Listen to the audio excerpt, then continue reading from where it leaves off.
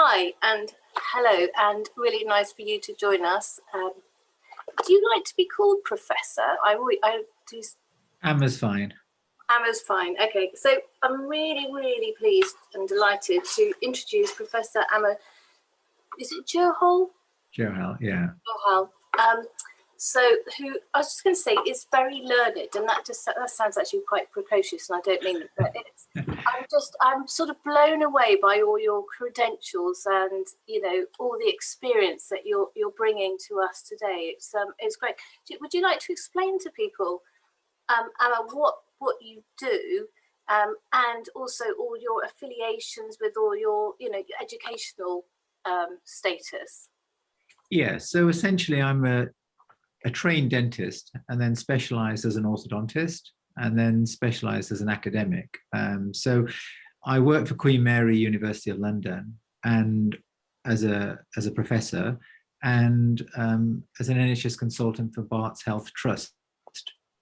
And my interests are obviously sleep-related breathing disorders, in which I've undertaken a PhD, but I'm also a trained specialist orthodontist.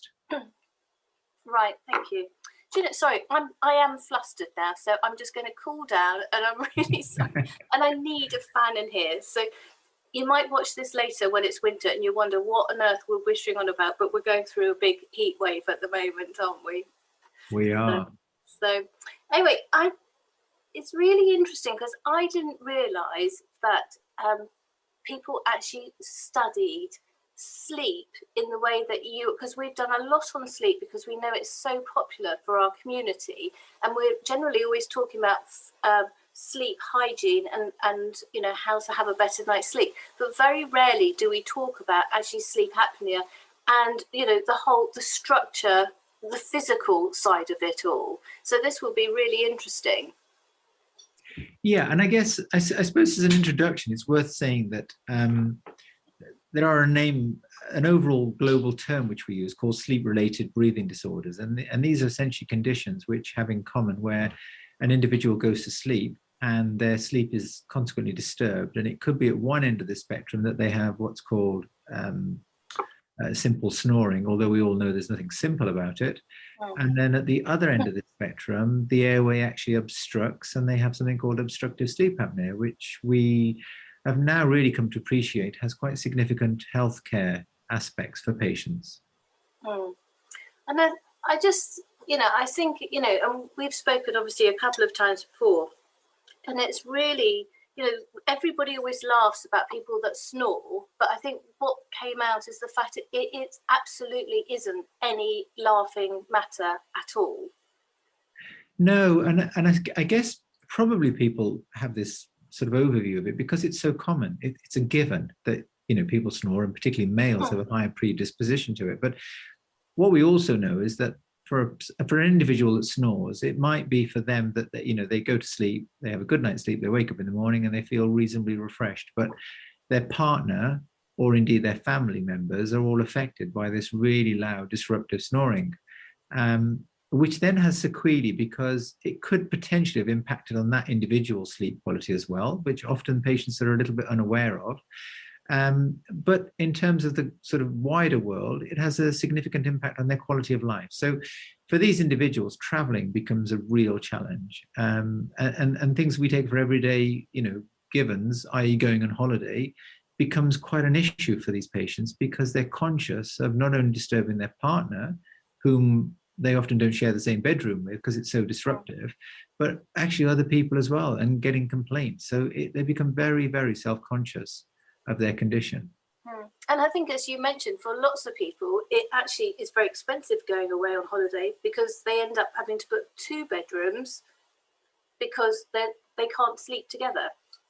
Yeah, I mean, aside of that, it still doesn't negate the fact that even when they do that, that may give them a sleep, but others individuals, patients have often said to us, well, it's so bad that people have complained, and I've been, people have said to me, I'm sorry, but your snoring is so disruptive.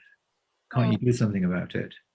And I don't know if anyone's had the pleasure or displeasure of being on an airplane with someone who has pretty loud, profusive snoring. I certainly have.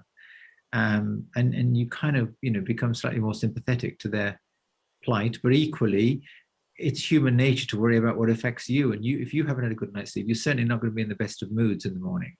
Mm. And also, I think, people forget that, snoring, it is embarrassing when you get people wake you up and say you're snoring, and because you have no idea yourself. Generally, you don't know yourself, do you, if you're snoring or not? Yeah, and there was some really interesting research undertaken by the University of Surrey, which actually identified an interesting factor that snoring is an associated issue for males, and it's an accepted, inverted commas, norm. But for females, it's not an accepted issue, and often they are quite understandably shy to come forward because there's a certain associations with it which they don't really want to be affiliated with. Mm. So, are people referred to you because? Well, I suppose why would somebody come to you about sleep? What would they identify as being a symptom they know they need to go and see someone like you, as opposed to just working out sleep hygiene? Yeah, I mean, that's a really good point. So the bigger question is, why would you think of a dentist being associated anything to do with snoring or any sleep-related breathing disorder? And there's two levels of intervention. The first is that certain trained dentists have become aware of the fact that there are these sleep-related breathing conditions. And as a dentist or a healthcare practitioner, we're in a position to screen patients to see whether the snoring is relatively that simple, affects that individual and their sleeping partner, but no health implications, or is this more overt condition, obstructive sleep apnea? So a very simple sort of screening questionnaire can help us to begin to unravel some of those equations. So that's one aspect of care that a dentist or a healthcare professional can do.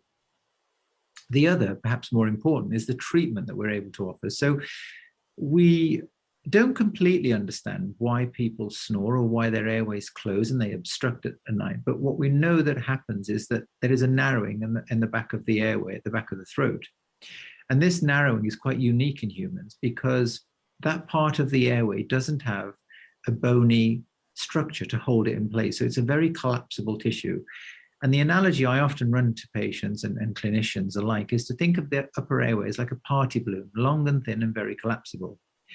And there are a number of factors that have caused that collapse, which we can elaborate on in a moment. But fundamentally, one of the treatments that are available is that you can provide patients with a custom-made oral device, which is a little bit like going to bed with a sports guard, if you like, or a sort of a bite guard, which acts to hold that lower jaw forward. And in doing so, when you advance someone's lower jaw, you draw their tongue forward and thereby open their airway. So we've been shown to have quite a positive impact on these conditions. And that's just like a mouth guard, did you say that you? Yeah. And presumably it's not a mouth guard that you would have for like rugby. Is it something that you need to go to a dentist to have fitted specifically for yourself? Yes, I mean, essentially there are two types available. There's what we call an off-the-shelf boil and bite, a little bit like buying a sports guard from a direct retailer or a chemist or a sports shop, and you boil it and try and fit it. The problem with those, which we've all convincingly demonstrated, is that more often than not, they're a poor fit and relatively inactive and ineffective. The second type are something that your dentist can make for you, which is custom made and naturally fits an awful lot better and actually has been shown to be very, very effective. So yes, you need a trained dentist who's aware of these devices to be able to provide you that care. So if you were, is it something that people go to their doctors generally to speak to about snoring, do you think, or? Yeah, I mean, this is an interesting proposition because naturally patients are far more inclined to go to their doctor and talk about snoring than they ever would to their dentist. The challenge that doctors are confronted with is there are considerable resource implications, namely that managing simple snoring, if we like to call it that term, i.e. a term that's not associated with all the healthcare implications, is relatively difficult in the NHS because there isn't provision really for that level of care. What the GP is then more interested in is that snoring associated with other health care problems. For example, if you've got something like obstructive sleep apnea, you're likely to be feeling extremely tired because your quality of sleep is being repeatedly impaired. And therefore, you're more at risk to yourself and to others in terms of road traffic accidents, operating machinery, And for that reason, those patients are then referred for specialist care. So it is a dilemma for GPs as to what avenue of path treatment they can offer patients who present with simple snoring. And often, unfortunately, the advice is really, almost seek treatment out with the NHS, really. And so it's very rare they would suggest going to see someone like yourself. They don't say go to the dentist then. Again, we've worked tirelessly for the last almost decade, or certainly I have, to try and get the message out to GPs, to specialist doctors, and indeed dentists, so that they are in a position to provide this treatment. And that is in hand, and it is part of the ever-growing primary care sort of doctor consultation advice that's coming out. And again, more recently, the government have sort of embraced this, and they're due to issue a guideline for all clinicians to read and be familiar with in terms of the care pathway for a patient presenting with symptoms of sleep-related breathing disorders. And can you say what that care pathway is? Yeah, again, it's top heavy in that it's primarily focused at managing patients with obstructive airways challenges, because again, we know that if you manage these individuals, you're more likely to gain significant health gains and prevent more ill effects, which ultimately are place the patient under a lot of duress and stress and anxiety, but also the health service as well. So, for example, often it's cited that patients with untreated sleep apnea are more likely to get raised blood pressure and therefore cardiac or heart complications. So there's a lot of justifiable research for why we would wish to intervene and offer treatment for these patients. This new document is a little bit more embracing of the type of healthcare professionals that can be involved in this pathway. So it's attempting to broaden the access for patients, making life a little easier, that they don't just have to go to all specialist centres. And so, I don't think I've ever been asked by my dentist if I snore. I mean, is that something that you would ask your patients? Yeah, I guess that's an interesting one again, because much like with doctors, this is not part of the standard curriculum of training for dentists or doctors. So this is very much a sort of a postgraduate educational cycle. And as I said, for the last, certainly with dentists, we've embarked on this route for about 15 years, where I provide training courses for them to gain an awareness and a level of confidence that they could see a patient who presented with snoring and manage their care through a combined approach, i.e. their GP or maybe even a sleep service.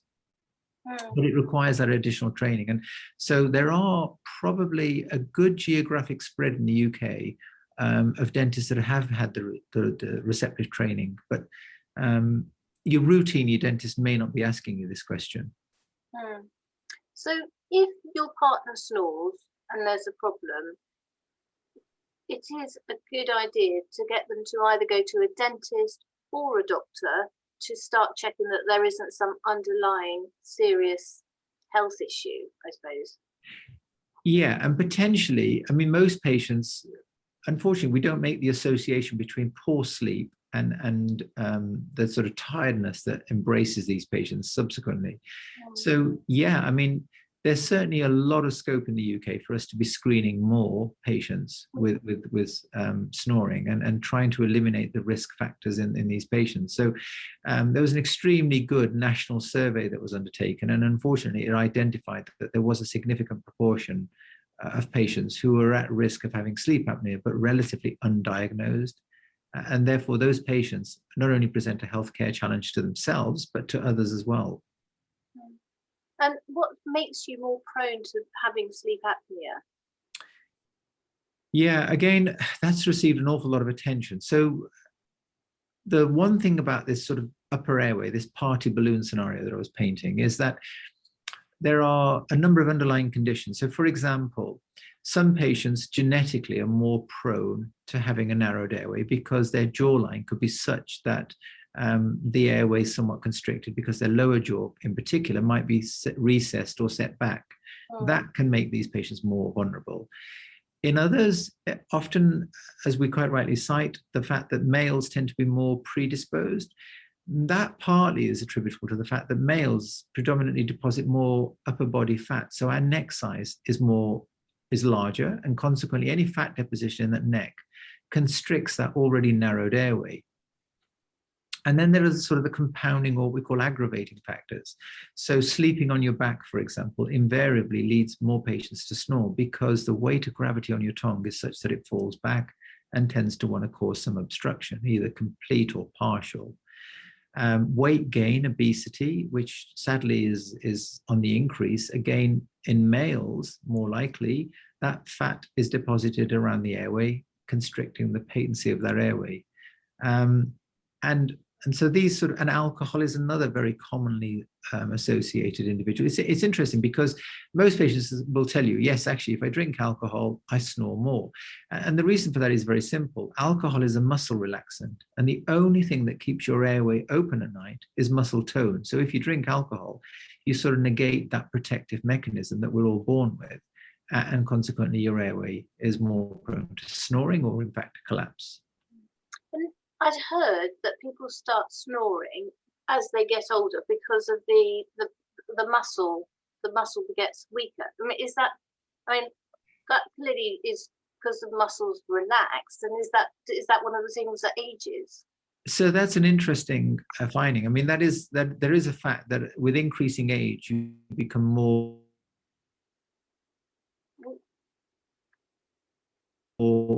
prone towards.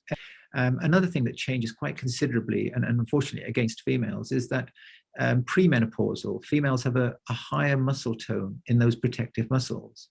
And after the menopause, that tone sadly is lost because of the hormonal imbalances. And consequently, they also then become just as vulnerable as males. So gender plays a role, but age most certainly does play a role. So it is classically associated with patients who are over the age of 50, for example, with an increasing prevalence. And so, I mean, is it, I don't know, I mean, can you exercise the muscle? I mean, is it singing or anything like that can increase your muscle tone? Is it something you can, get to? Yeah, again, there's been some really interesting research out of Scandinavia. And I don't know if you're familiar with something called the didgeridoo, which Aborigines play. And it's an instrument in which requires an immense amount of pressure to get the sound or sort of music out. And these individuals have really thick necks and a lot of tone. And obviously vocalists, singers, professional singers clearly have developed tone. And what they demonstrated is that if you were to undertake these exercises, there is an increase in muscle tone and there is some temporary benefit. But the key word there is temporary, because unfortunately the muscles adapt as well to some extent, and it's very hard to sustain that level of tone for anyone individually. So certainly long term, over a sustained months, it isn't a treatment that's effective. Definitely. So I was just looking, so we've said we're going to explore the link between sleep disorders and the mouth. So I think one of the things, I don't know if that was in about, we're talking about the jaw being displaced or moved. Is that something that affects the issues of snoring? Yeah, very much. So to look at it really is to think of that upper airway. So if you've got this narrowed airway, the things that predominantly constrict their airway, the largest tissue is the tongue. And often patients don't realize, but the tongue that you see when you open your mouth is only a percentage of that proportion. A significant amount of it is in the back of your throat. So this is why when you lie on your back, the weight of gravity on that tongue has a considerably negative effect. The other aspect is the soft palate, when you say ah at the back of the throat, that vibrates. So those two tissues play a significant interplay in causing that collapse. Why the mouth becomes important is that if you advance that lower jaw, which you can, so literally you're just sticking your jaw forward, as you stick your jaw forward, you draw in that tongue forward, and that opens that airway. Now, that's something that's difficult for most of us to do for any sustained period of time, because it will have an impact on our jaw joints, and it's an uncomfortable thing to do. Yeah. So we make these devices which temporarily, during the course of your sleep, reposition that jaw forward, but they can be done in such a gradual and incremental fashion that they place little to no pressure on your jaws, and patients, as adults, adapt more convincingly and well to these devices. Oh, right. So it's would it be like a mask thing you'd put on? No, it basically goes over your teeth, literally back Oh, to right. Okay. It's not mentality. sort of one of No, those. it's interesting you say that, because there are patients that find that if they wear what's called a chin strap, which is literally something that goes around the chin or over the head, they keeps their mouth closed, and that works. And there's a certain logic that prevails there, because our jaws are like a hinge, and as the jaw opens, the lower jaw drops back. Now, if you can imagine that as that jaw drops back, so does the tongue. Yeah. So there's a certain rationale that patients have worked out that if you strap your chin around your head and wear like a headscarf almost, you could negate that effect. And what we do in modern devices is that we ensure that the mouth doesn't drop open during sleep, because naturally we lose all the tone in our jaws, the muscles relax, the jaw falls back, and we snore. So for some patients, just simply giving them a device which ensures that the jaw doesn't do that actually eradicates their snoring. So actually, I mean, I presume not as many people have dentures now as they used to. But if you sleep, what does that do to your sleep if you take your dentures out at night? Because you've obviously lost all of that structure. You do, but essentially it's not necessarily that aspect of it, because whether you have teeth or don't have teeth, that lower jaw, it moves entirely independent of the presence or absence of teeth. So it's just simply a reflection of that when we're asleep, we're in such a phase of relaxed sleep, if you like, that the tone in those muscles naturally relaxes as well, because it's that recuperating phase of sleep. So that jaw relaxation and it falling backwards is what's contributing towards some of the symptoms. Right. So we actually, I mean, the challenge is to manage patients who don't have their own teeth. And as you quite rightly said, fortunately, we're seeing less and less of that. There are ways of managing those patients as well with these devices, but it is more complicated and certainly more specialist care. And so what about, are there any operations? Would people have an operation to move their jaw or? Yeah, I mean, operations work in twofold, really. One is that if you went to your ear, nose, and throat surgeon, typically they used to operate on the back of the throat. So going back to the two tissues that are most at fault, one is that flappy soft palate, that dangly bit. So typically ENT surgeons used to focus on causing scar tissue to form in there so that it doesn't vibrate so freely or move so freely.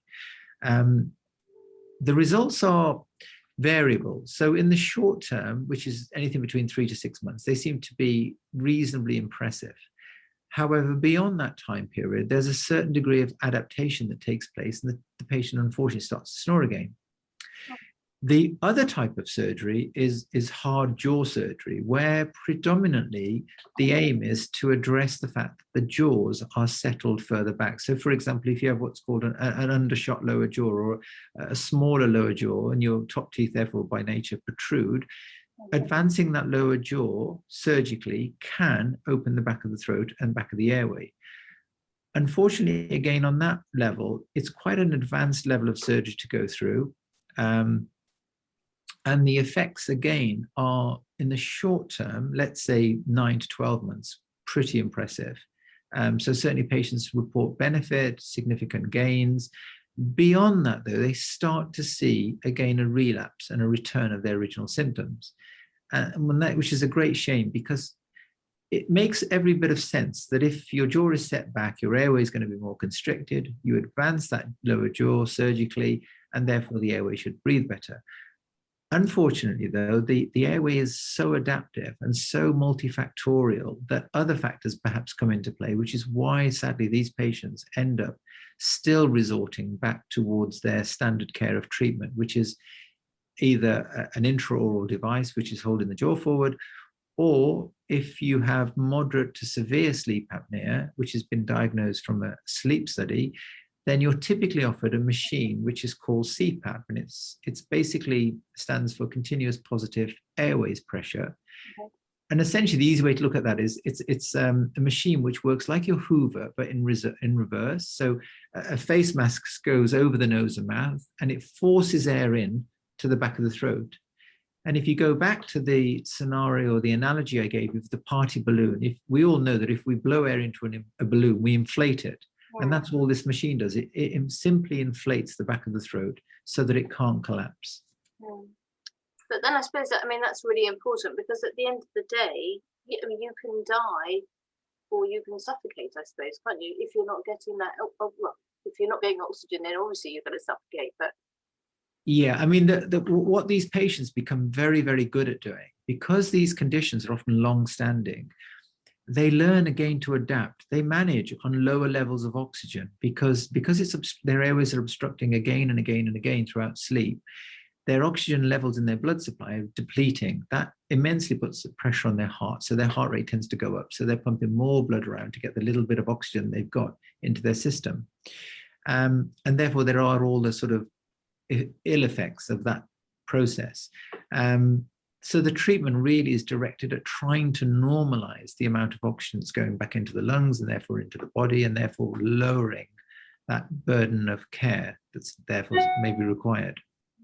And I suppose, I mean, the body, I mean, I know you're saying, so the patient does it, the patient subconsciously does this, obviously, because presumably because the body's so clever in adapting over a length of time that presumably you wouldn't know your body is, well, would you know your body is doing it? What symptom would there be from that?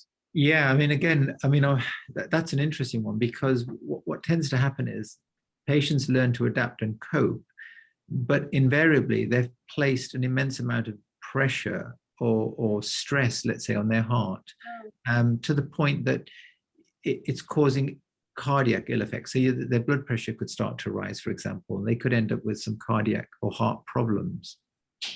In addition, unfortunately, the organ that most craves oxygen in our entire body is our brain. So the priority almost always goes to the brain, and consequently, there are studies which have shown that if you suffer this depletion of oxygen on a regular, frequent basis, it can have an impact, a poor impact on brain and memory and function. So these patients get hit in many, many different perspectives. They learn to adapt to tiredness, but progressively, the more that goes on, the harder it becomes for them. And just literally trying to concentrate is significantly difficult. And unfortunately, they become slightly towards depression. So they often go to their GP, who, might quite rightly diagnose that they're becoming depressed because they're constantly deprived of oxygen and consequently unable to concentrate. And unfortunately, giving patients antidepressants is not helpful in these conditions, because an antidepressant is another muscle relaxant. And that's what we realized they don't need. They don't need more muscle relaxation. So it's like that becomes a vicious circle, doesn't it? Doing that. Does that lead on, or am I just trying to things together? Don't go. Does that then go into a form of dementia because you're shutting the brain? You're killing some of the brain off, presumably. Well, there are sleep specialists that have reported, that the ill effects of constant oxygen deprivation, and certainly the association isn't the strongest, but there's citations that conditions like Alzheimer's are more rife in patients who have had poor quality of sleep.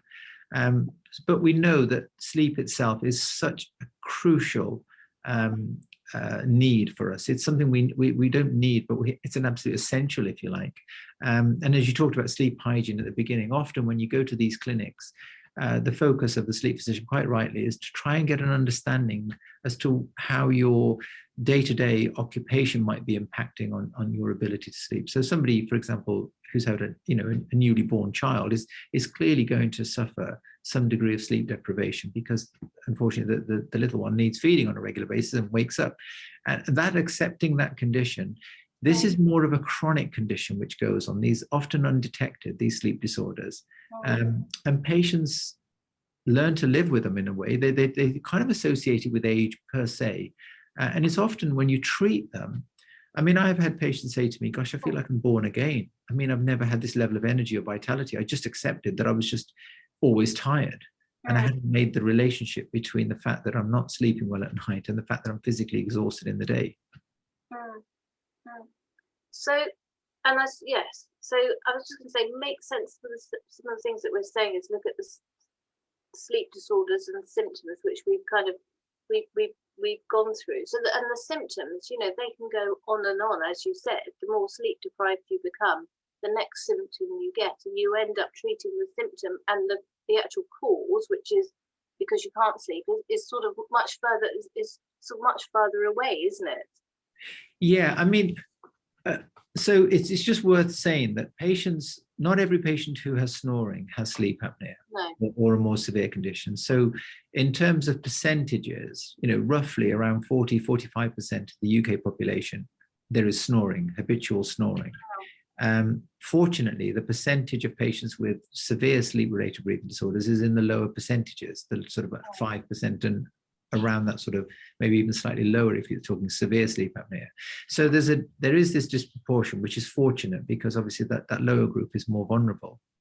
So I think we've got to kind of bear that in mind when we're thinking about the ill effects. However, patients who have obstructive sleep apnea tend to then also report that their partners witnessed, for example, that they've stopped breathing during sleep, which clearly is this condition, obstructive sleep apnea. And in addition, that they're waking up frequently, either with a snort or a gasp. And if you imagine a sleep apnea event, it's like a mini suffocation event. You can imagine that the minute the body clears the obstruction, there's this immense gasp of oxygen to get that blood supply going around with a decent amount of oxygen to those tissues. So, we talk about the cardinal symptoms of sleep apnea being snoring, arrested breathing, and snorting or gasping. So as a sleep doctor, we're looking out for those. And then we're looking for the sort of secondary features, which would be patients feeling excessively tired. So we can apply a very simple questionnaire and gain some insights into just how tired these individuals are. So those are sort of more the common associated symptoms at that end of the spectrum. And I think it's also because I presume that you put up with it for such a long time, and if it gets worse over a long time, your body, as you said, adapts to it, so you don't necessarily know what's going on, and it's like, oh my goodness, suddenly you get to the point where your body just says, I am too knackered. Yeah, and interestingly, it's one of the conditions where we value the input of a family member or the patient's sleeping partner, because they can provide you with that additional information, because often, as you said, the patient is unaware of many of the side effects. They're unaware of the snoring potentially, they're unaware of the snorting or gasping, although some of them relate to that. They almost say, I wake myself up. And the arrested breathing, they're not aware of these things. So, and this is why formally to diagnose this condition, these patients either have to they have to undergo an overnight sleep study, but that can be done in one of two environments, depending on the preference. And it can be done at home in your comfort of your own bed, or it can be done in a hospital setting. But it's on that premise that we begin to unravel and make an established diagnosis of a sleep-related breathing disorder. And so when you have this examination, are you completely wired up? I mean, I'm sure we've all seen the images and films where people are they've got a cap on and they've got things coming out. Is that what it, or is it? No, not at all. Well, again, it is influenced by what the sleep physician judges the problem to be. If they can see, so the sleep studies in the UK can vary quite considerably, but more often than not, we're likely to encourage patients to undergo perhaps a home sleep study for a number of reasons. Certainly, the economics of a home study are more favorable, because coming into hospital, you require a hospital bed, but only that, you require a sleep technician to monitor your sleep as well. So it's quite an expensive investigation, and therefore we reserve that for patients in whom the home sleep study doesn't quite give us enough information or alerts us to infrequent occurrences. So typically, the benefit of having a home sleep study is that you're sleeping in your own bed, and therefore you're much more likely to gain a good night's sleep, as opposed to coming into a hospital, into a foreign environment. And then, as you quite rightly say, that you're connected to an immense number of little channels of monitoring. Home sleep studies are very much less invasive. They don't have as many monitors, and they gain us accurate and sufficient information to make a diagnosis of sleep apnea. But a hospital-based study is much more invasive, and often, sadly, patients, frequently say, "Look, I really didn't sleep very much. I don't think it's going to be a true reflection of my sleep." Yes, because the other thing is, as soon as you start thinking about sleep, it's one of those elusive things, isn't it? That just you can't catch, or you can't go to sleep, or whatever it might be. No, and the strange thing for patients who are at the one end of the spectrum of severity of sleep apnea is that they certainly have, the head will go on the pillow because they're craving sleep. They're exhausted. They're literally physically exhausted, and they want to sleep. The challenge for them is that their head might be on the pillow and their eyes may be closed, but by the time they wake up in the morning, they still feel sleep deprived. And essentially that happens because although the body is lying in a rested state, because the airway is constantly closing, the brain is frequently being awoken to say, start breathing. So their sleep is disrupted at a micro level, not a physical level. Add to the burden that often these patients, so for most of us, we're sitting quietly, hopefully now, while you're listening to this webinar, and you're breathing very shallow from your chest. If we get an obstruction in our throat, what typically happens is the chest wall starts to move a little bit more violently to try and clear the obstruction. But if it can't do it, your abdomen starts to come into play to move your diaphragm, a bigger muscle, starts to try and pump, literally like a pump to clear the obstruction.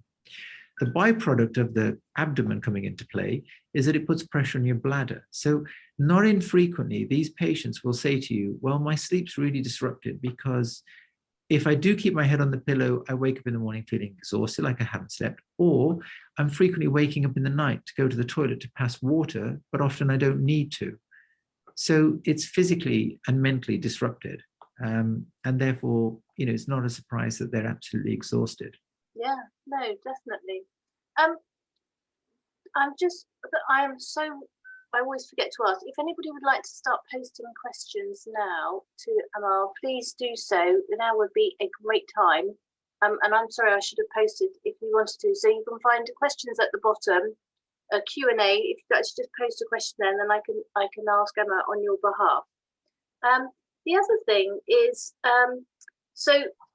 which I think is obviously really important, is okay, so I'm sharing some actionable expert advice and resources. So that's, I think it's great to understand it, but okay, now we understand it, what can we practically do? So I'm going to, as strange as it may seem, I mean, you have essentially, if you suspect, well, if you know that you snore, which most patients sadly do become aware of, either through their partner or another member of the family telling them, then your first public protocol is likely to be your GP. You can also approach your dentist and see if it's a condition that they're familiar with. Do they have knowledge of snoring and its management? Because as I said, a number of them have been trained and certainly can point you in the right direction. The GP, as I said, is often more interested in trying to ascertain whether there is an association with the snoring that requires more intervention and care because of your health care risks. So that's probably a fairly safe place to start. The internet is an invaluable resource, but you have to interpret it with an immense amount of care and caution. And I wouldn't say that that's probably your first port of call. And there are, a number of registered charities which we can provide you the information of that patients can approach, and real good advocates for patients. And again, they can provide some helpful advice and tips. Yes, and I suppose the thing to do is not to be embarrassed about it, not to suffer in silence, or silence is obviously not the right word to use. Is that there are things to do, and either go to your GP or to your doctor, your dentist, sorry, as a starting point to start going down the journey to see all the different options that it might or might not be. Yeah, absolutely. So I don't think we've had any questions as yet. So I don't know if there's is there any sort of questions or things that maybe I've missed or you feel that people should know that would be really helpful?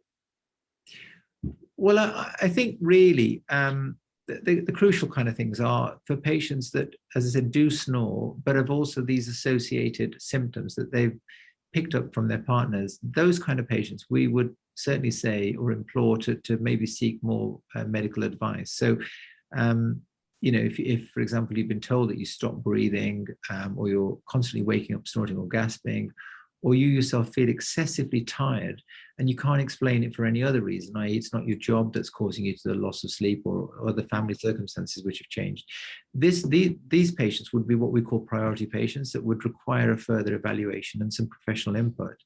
And I think from a patient's point of view, it's a really reassuring thing to do. And you're absolutely right. Unfortunately, patients do shy away from this because they don't make the association. And it is a very relevant one. And certainly there are some significant health gains to be made. Right, I'm just seeing, we have a question. Is there a link, I need to put my glasses on. Is there a link between a high hemoglobin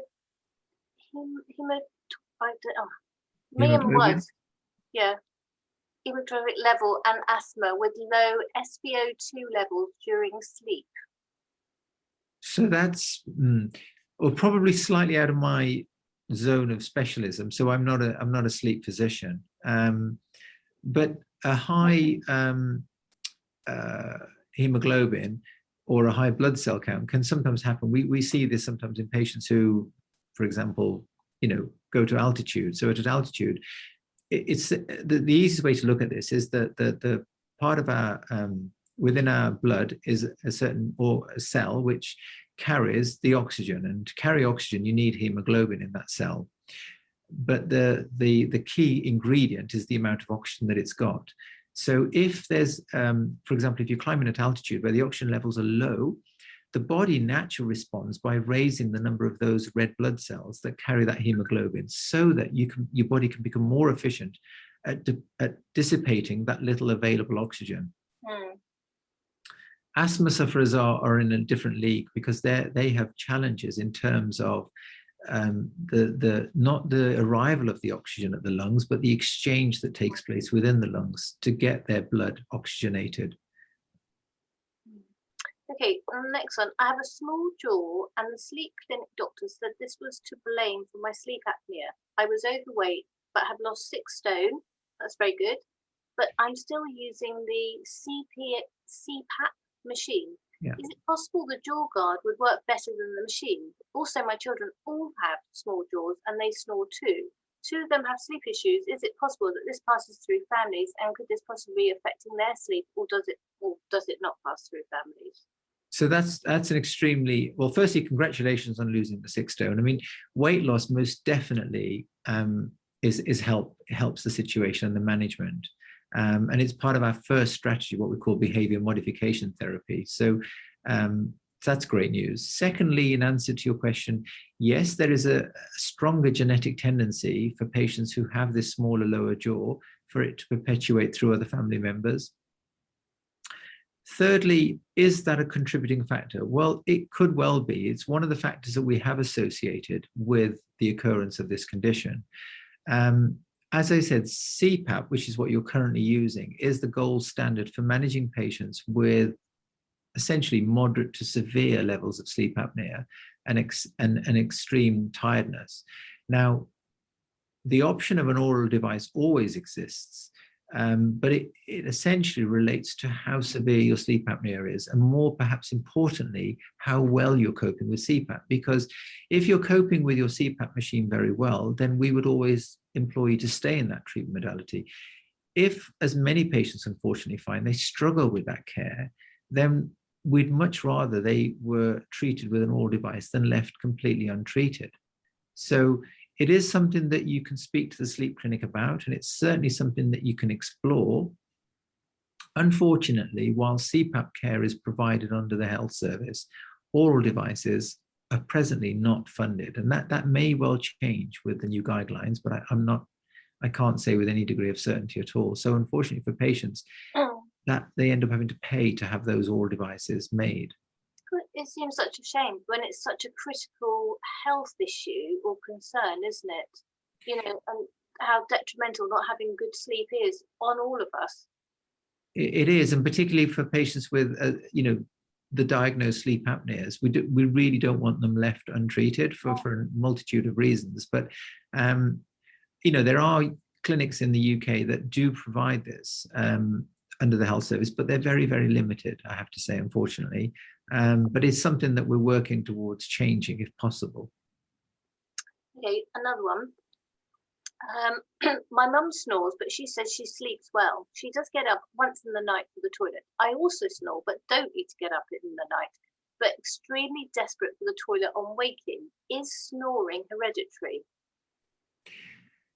That's another interesting one. Again, it can be to some extent, but as we said, that there are other factors that come into play. Now, the good news, the good news, if you're snoring and you're not getting the other ill effects, then you fall into that category, that high percentage of patients within the UK who do snore. The issue then becomes not one that, as you quite rightly identify as a patient, that you are perturbed by, but it's whether you're disturbing other people or want to do anything. That would be your motive almost for seeking treatment. And as I said, there are successful treatments out there that you can pursue. Okay. And I think we've got time for one more. Can a dry mouth condition affect your breathing during sleeping? Yeah, again, that's interesting because one of the factors is that for some patients, as I said, the muscles relax when you go into a stage of sleep. So naturally that mouth falls open. Now, humans are obligatory nasal breathers unless we get a really terrible cold or some nasal obstruction that forces us to mouth breathe. But for a certain percentage of patients, because the jaw falls open and because their airway may be partially closing or they're snoring, they might be breathing through their mouth more, which invariably leaves you with a very dry mouth. So that there can be that association as well. There are other conditions which clearly cause dry mouth. So it's worth certainly speaking to your dentist about. And I suppose, as with all these things, is to try to sort of look at all your symptoms, write them down, and then present them to your healthcare professional, whether it be your dentist or your doctor, and they can decide whether that symptom is relevant or not.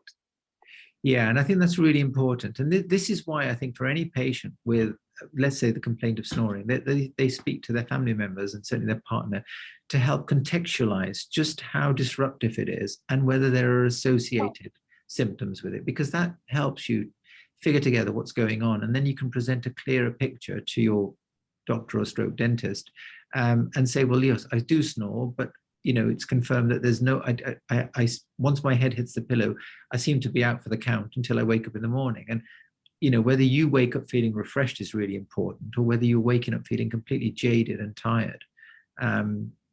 So I think all of this information, this sort of patient information gathering exercise is always of value to anyone, because these are the pertinent questions that we're then going to throw back at you. And often patients may present for a consultation and then you ask them the relevant questions and they sort of look at you and say, well, I don't know, I've never asked actually. I don't know whether I disturb anybody. No one's ever said anything. So you kind of make the assumption that they're not. But yeah, so speaking to your partner and family members is probably a good idea, just to get a gauge as to how disruptive the problem is.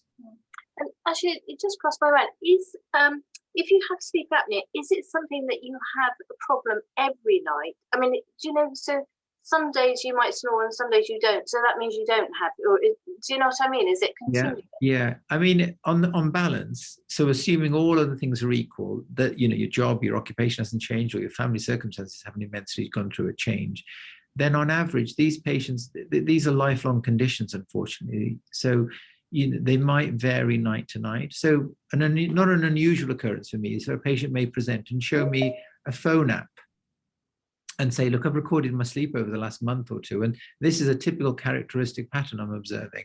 We are very cautious about interpreting phone apps and the number of apps that are available, because there is a huge variability in their reliability. However, they do give a flavor of what's going on. So it would be unusual for a patient, for example, to have sleep apnea and then go through a period where they didn't have it. It just disappeared. Unless, of course, they lost a lot of weight and changed their sleeping position and made some real physical movement. Okay. And yeah, it's interesting what you said. I mean, we didn't touch on sleep apps, so probably not a good idea to go down that route. But yes, it's like they're not guaranteed, are they, to give you the exact information? No, not at all. But for patients, some patients say to me, well, I don't have a sleeping partner. So, how am I supposed to get a measure? And that therefore gives them some gauge as to where they are. And most definitely when you provide them treatment, they do a comparison. And again, they see the difference in their quality of sleep, which is always, I think, rewarding for patients. Well, I can't believe it's, from a shaky start with not being able to sort the technology, it's just whizzed by. So thank you so much for your time, Emma. It's just really interesting. And that, and it's very much about, I hope it gets people aware to the fact if you're not happy or you've got concerns for yourself or your partner or somebody in your family, do go and speak to somebody because something can be done, hopefully. Certainly, and it's been a pleasure. Thank you. Bye-bye. Thanks, everybody. Bye. Bye.